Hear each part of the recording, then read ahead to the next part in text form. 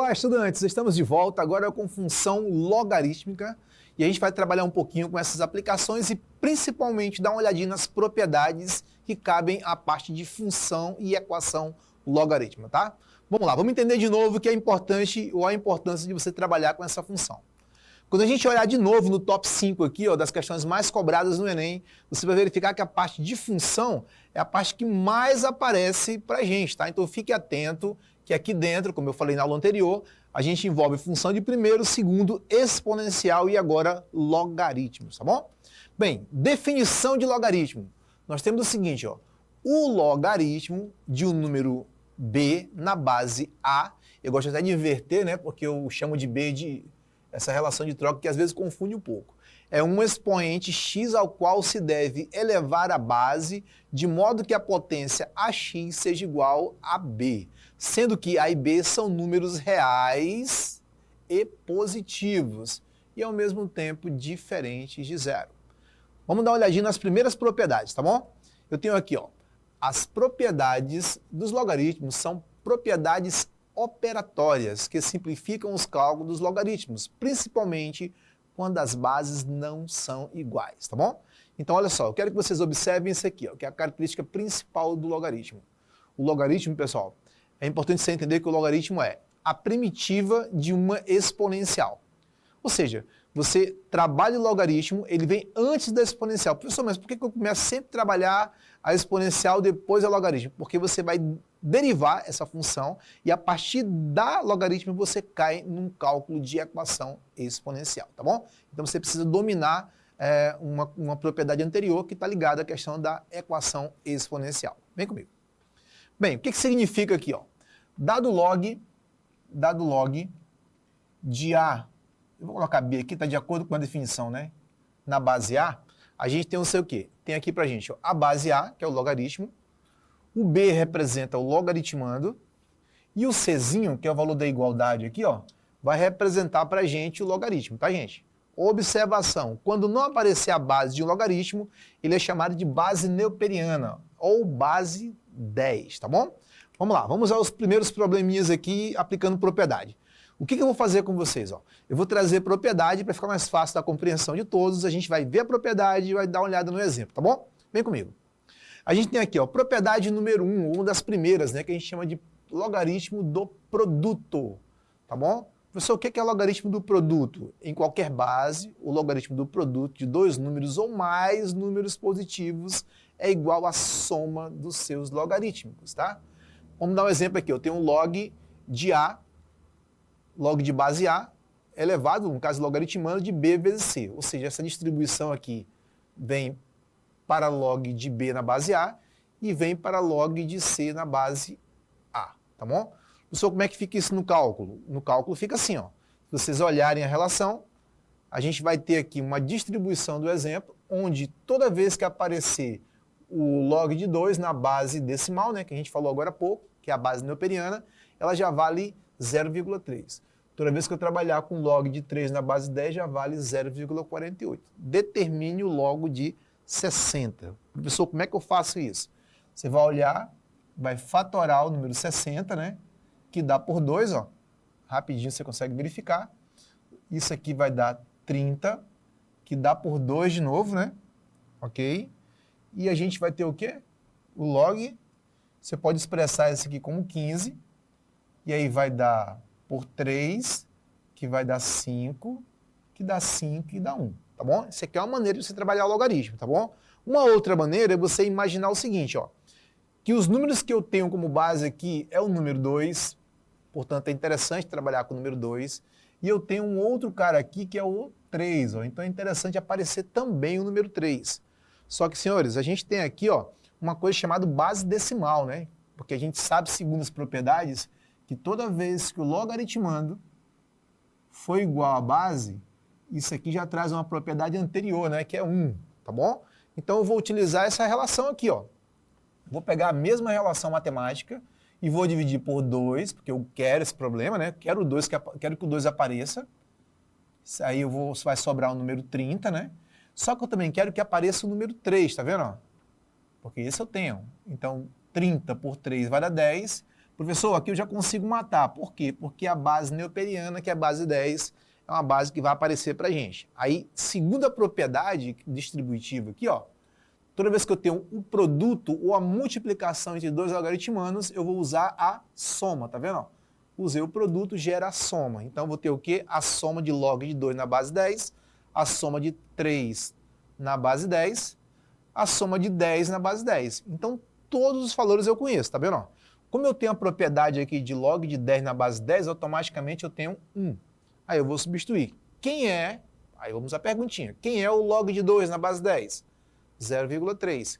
Quem é o log de 3 na base 10? 0,48. Quem é o log de 10 na base 10? Isso aqui, ó, estabelecido já, vale 1. Somando os valores, resposta 1,78, tá bom? Bem, pessoal, a gente viu um pequeno exemplo aqui usando a ideia de produto, né? Vamos seguir, tem mais propriedades aí. Logaritmo do quociente. Professor, o que é o quociente? Quociente é a divisão, tá bem? Ou fração. Toda vez que isso acontece, a propriedade diz o seguinte, ó. Quando há o quociente, a gente tem subtração, tá bom? Aí vamos a um exemplo direto aqui para a gente fazer essa distributiva, tá bom? Considerando o log de 5 igual a 0,70, determine o valor de 0,5. Olha só como é fácil entender essa relação aqui.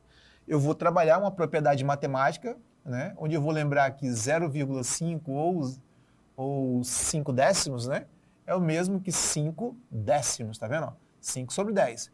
Essa distributiva aqui, ó, essa relação, ou simplificação, ou representação de 0,5, ela pode ser reescrita como 5 sobre 10.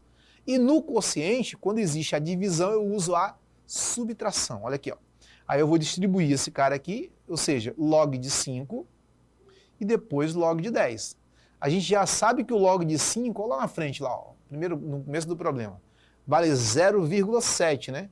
E sabe que log de mesma base é igual a 1, tá bom? Log de mesma base é igual a 1. Então tem 1 aqui, ó. Subtrai e conserva o do maior, ou seja, 1,0, 0,70, né? Ou 0,7.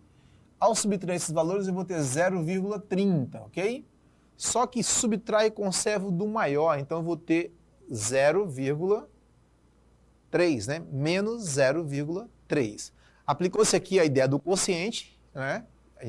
Na primeira parte a gente viu o produto e agora vamos à parte do quociente. Próximo exemplo. A gente tem agora o logaritmo de potência. Professor, isso é usado? É bastante usado. Só para a gente resumir aqui, ó, o expoente do logaritmo, ele vem multiplicando, ou seja, ele vai para frente do logaritmo, tá vendo? Onde ele aparece aqui, ó.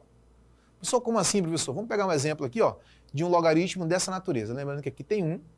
Aí eu vou voltar aqui a um exemplo para ficar mais claro para todo mundo. A raiz quadrada de número 2, tá vendo? A raiz quadrada do número 2, ele vai apresentar aqui para a gente um expoente 1, tá vendo? Da base, e o índice do radical 2. Esse 2 aqui, ele passa dividindo pelo expoente da base. Então, eu vou ter 2 elevado a 1/2, tá bom? Ou seja, eu posso ir e eu posso voltar na propriedade. Olha o que acontece aqui, ó. O x agora está no expoente, tá bom? Então, ele passa dividindo pelo expoente da base. Aí, o que vai acontecer aqui, professor? Aí eu vou obter o quê? O valor do expoente, assim como a propriedade diz, ó, tá na potência, vai multiplicando o logaritmo, vai para frente do logaritmo, tá vendo? Esse 1 sobre x vai para frente do logaritmo. Aonde eu chego aqui, ó. Vamos a uma aplicação para ver se fica mais fácil compreender? Considerando o log de 3 igual a 0,48, determine o log de 81. Professor, como é que eu faço o log de 81, professor? Fatora na base desejada, no caso 3, tá vendo? 81 por 3 dá 27, por 3 dá 9, por 3 dá 3 e por 3 dá 1. Aí você conta 1, 2, 3, 4, ou seja, 3 a quarta. Aí eu vou lá na propriedade, ó. Eu já sei que meu log de 81 é o mesmo que log de 3 a terceira na base, né? Ok? Professor, eu preciso da base? Eu preciso identificar isso aqui, ó. O que eu faço com esse camaradinho aí? Eu vou pegar esse 3 aqui, ó, e vou usar a propriedade, jogar ele para frente do logaritmo. Então, eu vou obter 3 que multiplica log de 3. Professor, eu resolvi o problema? Não, queridos. A gente vai lembrar que log de 3 corresponde a 0,48. Aí eu multiplico 3 vezes 0,48. Fica a dica de cálculo básico e matemática básica, tá bom? Você pode esquecer a vírgula um minutinho e trabalhar 3 vezes 48, vai dar 24, vai 2, né? 12 dá 144. E ao final da multiplicação é que você usa a vírgula, tá bom? 2 caras decimais, 2 caras decimais. Resposta 1,44, tá bom? Ok, pessoal, a gente vem agora para um outro exemplo. Ó. A gente tem um exemplo agora que é chamado mudança de base, tá? A gente tem uma mudança de base aqui que alguns alunos se confundem um pouco, mas olha, é bem simples, tá, gente? O que a gente vai fazer é o seguinte, identificar uma base, conservar o logaritmando e conservar a base, e criar um outro mecanismo para resolução. A gente chama de mudança de bases, tá bom? Olha aqui, vem comigo. Eu tenho aqui, ó, um A e B, certo? Eu quero fazer uma inversão de base, então eu vou repetir o C, vai ficar log de B, ou seja, esse B aqui vai ter a primeira distribuição, tá vendo? Ó? Com a base comum, uma base nova, e a base logaritmando aqui, ó, virou de novo um logaritmando com uma base nova, que é igual ao anterior, tá vendo? Ó? Ou seja, é como se eu tivesse um número de log aqui, imagina aqui o 10 e o 2, e quisesse criar uma relação de base aqui, ó, para um número novo, né? Vamos imaginar uma base 3. Então, eu vou ter log de 10 na base 3 dividido por log de 2 na base 3. O que eu fiz aqui?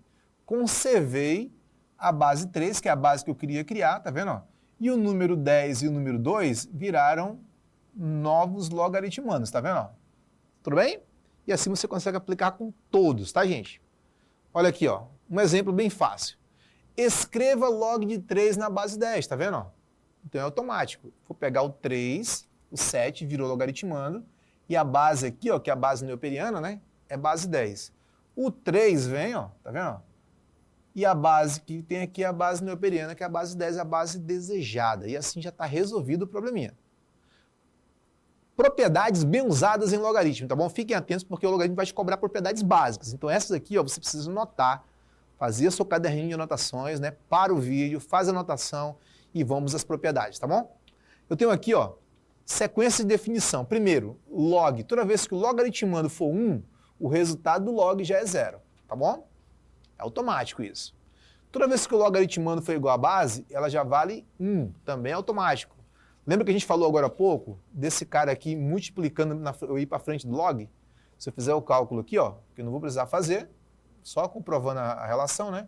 Eu tenho A na base A, mas a gente já sabe que A na base A, ó, A na base A é igual, ó, é igual a 1, tá vendo, gente? Viu na propriedade anterior. Então esse aqui não precisa aparecer, tá vendo? Ó, já vale 1, a resposta é o próprio K. Tá bom? E aqui eu tenho um A elevado ao log, tá vendo? Você cancela isso aqui e automaticamente o log, né, o logaritmando, que é o K, é o resultado, tá bom, gente? Logaritmos especiais, né, como a gente tem aqui, ó, log de base 10, que a gente já tinha falado. Quando não aparece nada aqui, já é base decimal. E é chamado também de logaritmando neuperiano, tá bom? Ou seja, você pode escrever assim e pode escrever na base 10. Ok, pessoal? Mais propriedades aqui, só resumindo o que a gente já viu. A gente já viu o seguinte, resumo. Quando eu tenho multiplicação, soma, tá vendo? Soma. Quando eu tenho divisão, subtrai. Ok? Quando eu tenho esse expoente aqui, ó, o que eu faço com ele? Ele vem para frente do logaritmo. Como é que ela fica? Ó? Só resumindo o que a gente acabou de ver. Mudança de base, vamos pensar numa base igual, eu pensei numa base B, ou seja, x vai para o log de cima, logaritmo de cima, e o a vai para o logaritmo de baixo, tá bom? Ok, pessoal? A gente tem um exemplo aqui e já vamos direto para o gráfico, tá bom? Bem, quem assistiu a aula anterior viu a parte de gráfico de função exponencial, tá bom? A gente vai ver agora a relação entre função exponencial para logaritmo, tá bom? Siga-me aqui, ó. Primeiro que você vai entender aqui, ó. O que tem de igual ou diferente? As condições, tá vendo? Ó? Do logaritmando são as mesmas. Porém, tem uma relação que é bem interessante, ó. O domínio inverte, tá vendo? Ó? Lá na exponencial, o domínio são todos reais e a imagem lá da exponencial é assim, ó, eu vou escrever aqui. A imagem lá na exponencial é asterístico, ou seja, não pode ser zero e só admite valores positivos. Aqui é o contrário. Por quê, professor? Porque na hora que eu trabalho meu gráfico aqui, ó, trabalho no meu gráfico, ele não toca o eixo das ordenadas, tá vendo? Só vai tocar em uma única vez no ponto 1, no eixo das abscissas, tá bom? Ou seja, é o contrário do anterior. Ele não toca de forma nenhuma o eixo Y e ele passa exatamente pelo eixo X, tá bom? Ou seja, o Y, né, que é o domínio da função, o valor de X são todos reais, asterísticos e positivos. Não vai admitir aqui, ó, valores negativos, tá bom? Ok? Então tá aí com o comportamento do gráfico e a gente já começa, já fecha com a nossa questão do Enem. Como é que o Enem vai cobrar isso de vocês? Basicamente, você precisa conhecer algumas propriedades, tá bom? Então, professor, o Enem vai cobrar de forma difícil isso? Não. Ele vai cobrar de uma maneira bem simples, os textos são mais longos do que o próprio problema, tá bom? O que você vai ter que entender é separar a ideia dos probleminhas e identificar as características do logaritmo, tá bom? O que ele está pedindo, se vai ser infração ou não, são questões que anualmente estão caindo no Enem, tá bom? Então você vai ter uma questão aqui, ó, ganha direitinho no Enem, tá bom? Abriu a prova do Enem, você vai ter garantido essa questão de logaritmo, porque sempre está lá aparecendo e é muito próximo desse tipo de resolução, tá bom? Vamos dar uma olhadinha na questão do Enem 2011. Uma escala em magnitude de momento, né, abreviada como MMS, é denotada como MW, introduzida em 1979 por Thomas Hertz e Karan Kanamori. Substitui a escala de Richter para medir a magnitude dos terremotos em termos de energia liberada. Então, importante aqui no problema, tá? O que a gente vai calcular é apenas a energia liberada, tá bom? Menos conhecida pelo público, a MMS é, no entanto, a escala usada para estimar a magnitude de todos os grandes terremotos da atualidade, assim como a escala Richter. A MMS é uma escala logarítmica, a gente vai chamar de MW, né, e MO, vocês vão entender já essas relações, se relacionam com uma fórmula. Então, o que a MMS faz? Estabelece uma fórmula ou uma lei da função para resolver esse problema, tá bom? Professor, o que eu tenho de informação? Vamos ver o comando aqui, ó. Onde M é o momento sísmico. Gente, a gente começa a resolver o problema agora, ó. Ele está dizendo que M, o MO, é chamado de momento sísmico, tá bom? É importante entender isso. É o momento sísmico.